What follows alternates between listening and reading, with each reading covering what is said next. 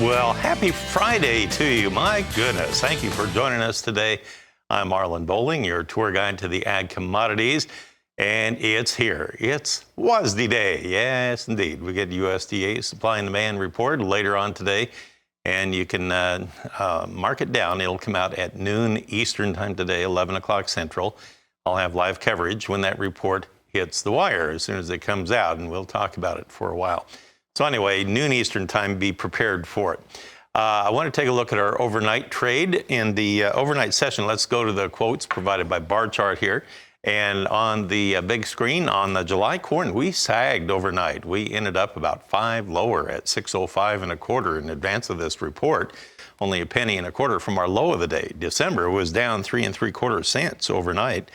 Now on soybeans, we had July 3 1/4 higher at 1366 1/2. And on November new crop, we were a penny higher at 1190.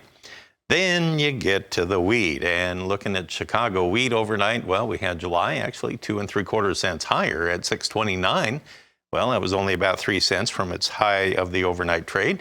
Kansas City wheat, July was down 4.5 cents at $8.25 cents. Man, that Kansas City wheat has really been getting punished here the last couple of weeks. Spring wheat trade, Minneapolis, July was down 2 1/4. And it was at 813 1/2. And if you look at the cotton market overnight, it looks like we had the July contract 14 points lower at 84.17. And December was actually 20 points higher this morning at 81.83. We had an overnight export sale to talk about. Yes, indeed. It's back in the news once again. We had a sale this time of 197,000 tons of soybeans, and they went to unknown destinations. So we'll chalk that one up, and we'll see if the trade wants to have anything to do with that.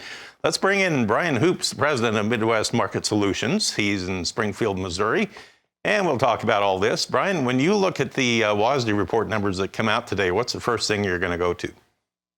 Well, good morning, Marlon. Yeah, I want to look at, ending stocks from a broad perspective of what's happening with old crop and new crop for corn, soybeans, and wheat. That's going to give us longer-term price direction. The yield numbers, I don't know that anyone is really going to believe what they say today. They've never changed soybean yields in the June supply and demand report. They have changed corn yields a number of times. And if anything, common sense would say they would lower corn yields from the record large number that they have put out previously in May, maybe down because of the drought-like conditions and the declining crop ratings that are at a 10-year low. And for wheat yields, actually, they could be up just a little bit because we have had improving ratings after some good rainfall in the hard red wheat belt over the last month. So, those numbers are going to be subject to change, but I really want to see where the USDA is positioned with their ending stocks, because last report for corn, for example, new crop exports were over 350 million bushels larger than the 22-23 marketing season, despite our export pace running about half as what we're doing so far this marketing year. So they're really optimistic that we're going to see a big improvement in corn exports. I'm not as optimistic, and I think they could adjust that. Even if they lower corn yields, they could adjust that export number, give them some room to kind of keep these ending stocks around that 2 billion, maybe 2.1 billion bushel range, which is, pretty burdensome and likely could grow if we get timely rains this summer. All right, Brian, I want to do something a little different this time. I want to share this with our audience, and it was something that I observed yesterday, and I want to get your thought on this.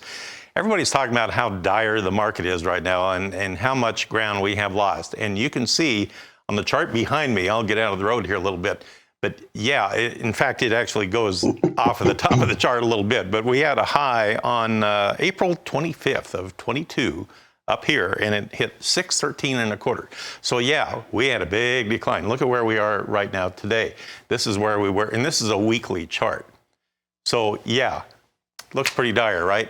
Now let's bring up another chart just for perspective. Let's go back to 2020. And look at that same weekly chart. Okay, so now there again, it's kind of off the top of the page here, but this is what we were looking at a little bit ago when we had the 613 1/4. This is where we are right now. But look over here. Oh my gosh, all the way down here. And that was in, April 27th of 2020. we got down to $3.25. Okay, I ask you, does that mean we should maybe consider doing something? Because look how much worse it could get if we go all the way back here and go back down again. I mean, we're still way above where we were about 3 years ago. Brian, what do you think? Yeah, you know, your charts are accurate in as far as what they're telling us. And should producers be doing something? Well, certainly, I think we're going to look back. If we have a 2 billion bushel carryout or 2.3 bushel carryout, we're going to look back and say we should have sold more around this $5 mark, which is why I think, you know, throwing some $5 puts in your drawer on the December contract and locking in a price floor makes a ton of sense for producers to do this year. The thing that has held producers back from making a lot of cash sales is two things. This is probably the most expensive crop they've ever put in the ground, and the cost of production has risen dramatically compared to 1, 2, 3 years ago. This is going to be an expensive crop, and in a lot of cases, they need this type of price level or higher for break-evens. And the other thing that's held things back is last year's prices. You look at the July corn where it's trading at, it's been in the $6 to $7 range. The cash prices are still $6.40 to $6.80, depending on your basis, versus what they can receive for cash today for the crop that they're growing. It's hard to pull that trigger when it's $1 a bushel cheaper, and that's certainly understandable. That's why I really think and encourage getting some put option protection gives you a lot of marketing flexibility. $5 is a nice floor to establish. And if we don't have these rains and prices go higher, it's simply an insurance product to ensure that you have at least $5 on your pocketbook. And that is exactly my point. I'm so glad you brought that up. I mean, you have to do something to protect yourself where we are, at least maybe establish a base or something. You don't want to go back to where we were 3 years ago. Right. If you can help it, that is for absolute sure. So just wanted to point that out. It could be much worse than where we are today. Just keep that in mind. We'll come back in a moment and we'll talk a little bit about livestock today. Here's a review of where we closed yesterday on the livestock trade. Look at the live cattle board. Yeah, we did close a little lower, but man, we are at lofty levels. Let's take a look on these quotes provided by Bar Chart. August finished 95 lower yesterday at 172.25. On the feeder cattle market yesterday, we had August down 45 cents at 238.65, but the deferreds were over $1 weaker. Maybe a concern.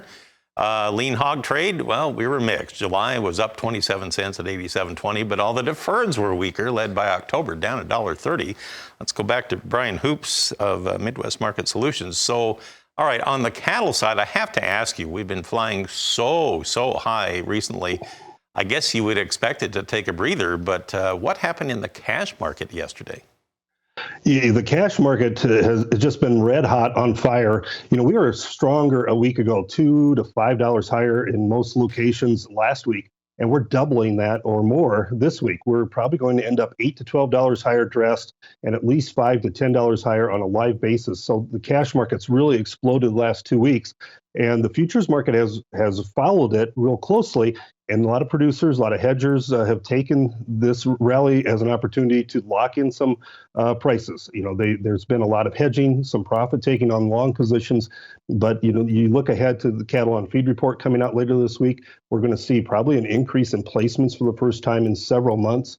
And the fact that we're placing more cattle means maybe we'll get to be seeing a little bit more cattle coming at us in some of these deferred contracts. And that's why we're seeing some hedging pressures. There's a little bit of concern that numbers are going to increase in the fall months because we are pulling these cattle off of grass and putting them into feedlots quicker. It may take several years to catch up with the size of the herd, but it does have to start somewhere. Thanks, Brian, for talking with us. Thank you you. have a good weekend out there. Brian Hoops of Midwest Market Solutions here on what promises to be a very busy Friday.